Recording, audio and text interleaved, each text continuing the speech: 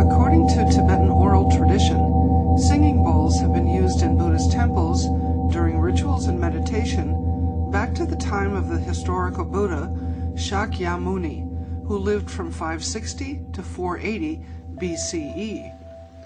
The tradition was brought from India to Tibet, along with the teachings of the Buddha, in the 8th century of the Common Era.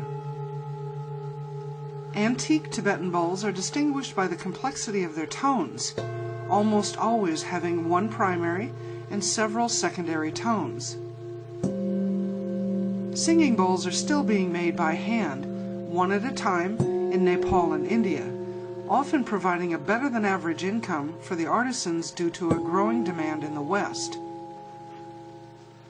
Singing bowls produce sounds and physical vibrations that invoke a deep state of relaxation for entering into meditation as well as vibrational healing.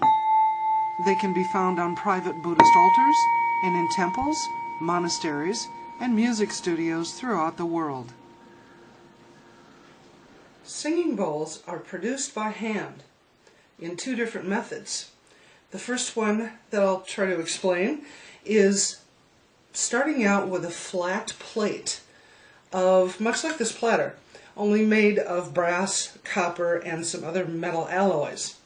It's then superheated in an open fire furnace and brought out with a tool much sturdier than this and much longer, because this will be molten hot.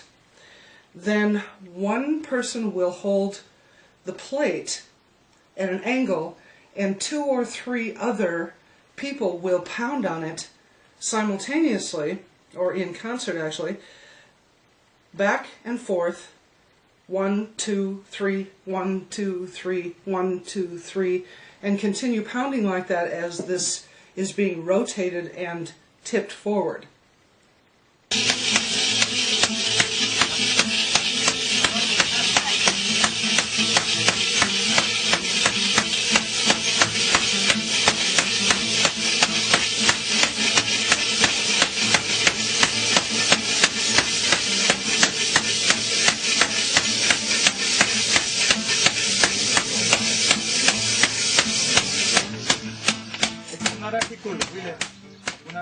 The brass plate then becomes shaped into a bowl.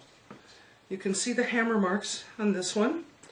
Some of them are still bearing some of the fire and ash and soot marks, and you can see it clearly along the edges and somewhat from the inside. However, the inside has been refined just a little bit, and the edge was turned, which is what creates this ridge right here. And they continue hammering it until it meets this shape and the tone that they want from it.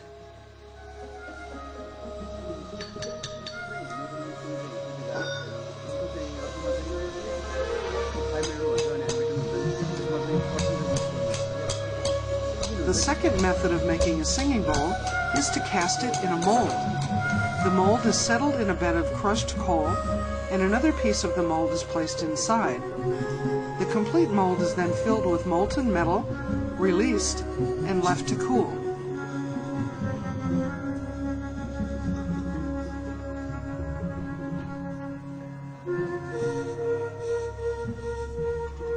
Artisans paint decorative characters on the bowls, which are then cleaned and dried, ready for the distributor.